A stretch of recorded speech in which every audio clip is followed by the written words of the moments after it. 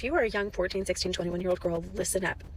I drove to the grocery store. I need to grab some milk and bread and a couple things, flipped open the pink app on my phone, and I've been sitting in my car crying ever since because I never have enough money. And why do I never have enough money?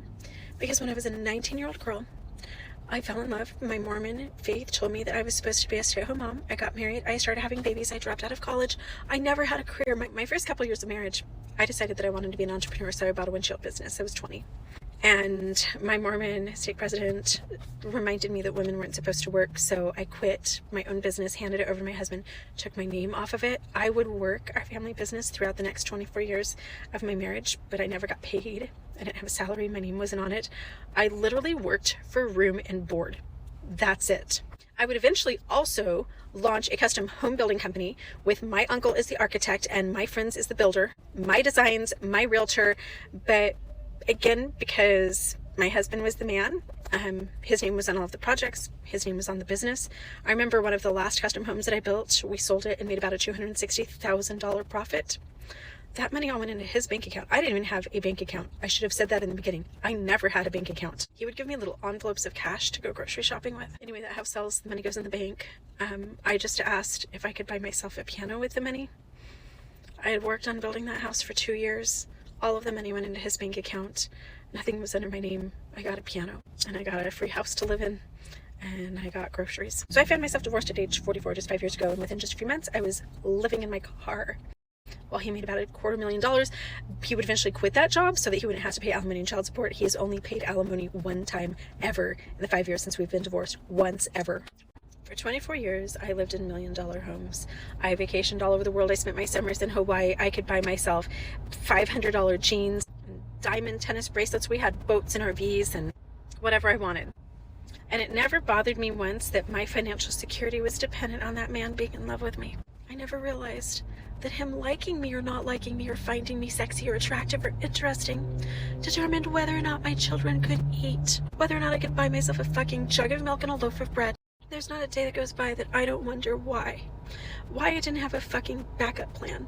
Why my kids eating and having stability was dependent on a romantic relationship. Why nobody told me to put money in the bank. Why nobody told me, don't have babies until you have an education and some experience. Don't have so many kids. I wish somebody had told me to put my name on our vehicle loans and to put my name on our houses. I wish somebody had told me that it's okay to put those babies in daycare for a couple days a week and go to college and have a job.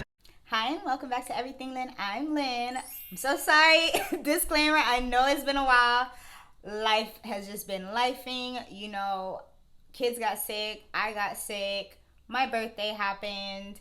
And yeah, like it's been rough. But anyway, that's neither here nor there. Let's dive into this video. How far we've come from women suffragette to see the issues that they literally fought against come full circle to today. Today, we've seen many creators post lifestyle content in which and it's usually a woman, you know, they're posting how they're well rested, well traveled, and well taken care of by their man. She boasts her days of Pilates and shopping trips and mimosas because she doesn't have to work because her provider man is around. However, we are now seeing an outpour of women who have lived that life and are now offering their cautionary tales. We are now witnessing the trad wife, stay-at-home mom, stay-at-home girlfriend, and sugar baby pipeline to poverty. Not long ago, I found myself debating on live on TikTok a gentleman who was hosting, and he was going on and on about how he wants a traditional relationship because he considers himself a traditional man. He wants a traditional woman. What he was very adamant about was that she would have to quit her job or her career in order to be with him because he wants to be able to provide and have his wife at home, like tending to the house and tending to their kids if they had any. So I popped in because I was like, you know, fair enough. As a mom, you know, like I would love to have lived this lifestyle where I was like home predominantly, taking care of my kids, taking care of the house and home. But knowing what I know about marriages and that more than 50% of them end in divorce, you know, I started to think about this hypothetical woman's well-being. And so I asked him, you know, like, so you mentioned that you wanted a prenup, you know, if this ever happened. what's to happen with her if you guys ever got a divorce? You know, you've asked her to quit her job and quit her career in order to be with you. How is she to be taken care of? And when I tell you, this man looked at me like dumbfounded. He was like, what do you mean? If it ends, it ends. You know, we go our separate ways. And I was like, so like he had no plans in which for her after this supposed marriage. And it clicked for me. You know, I was like, you can't do that to someone. You can't ask them to give up their career to be traditional for you. And then when you guys break up, you know, because there's a high chance of that, like just wipe your hands of her, you know, like that is a poor deal for your supposed wife. And he was so confused how this was not a good trade-off for her. You know, in his mind, he's thinking, well, I've taken care of anything that she could ever want and need. But if it ends, it ends, you know, like she had a good life. That's it. But unfortunately, a lot of people find themselves in this situation, and it's not this hypothetical. A lot of new lifestyle creators who want to brag and show you, you know, their day in the life of the stay-at-home girlfriend, the stay-at-home mom, or whoever, you know, very rarely are they showing you the behind the scenes that is a lot less luxurious and a lot less fabulous. I'm talking abuse of all kinds.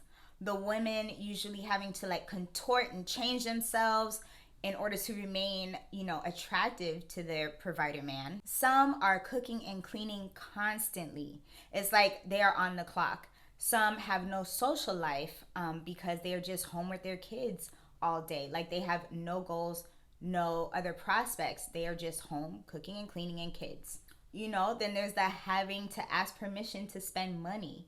Can you imagine having to ask to go out for a coffee or to buy the shoes that you liked? Well, that's the life that you're signing up for when you relinquish your financial freedom to someone who says that they love you today, but that could change tomorrow. You know, like we like to laugh and make light and make jokes like curses to the women who ever fought for us to work. Like who told them that we wanted to wake up at 6 a.m.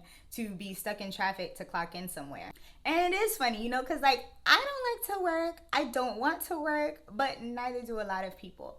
And yeah, it seems whimsical, you know, like if you're the type of woman who would have loved to like just be home with their kids and like be able to cook a meal, like a homemade meal, and keep the house clean. Like, yeah, that all seems great, but ultimately it's a trap.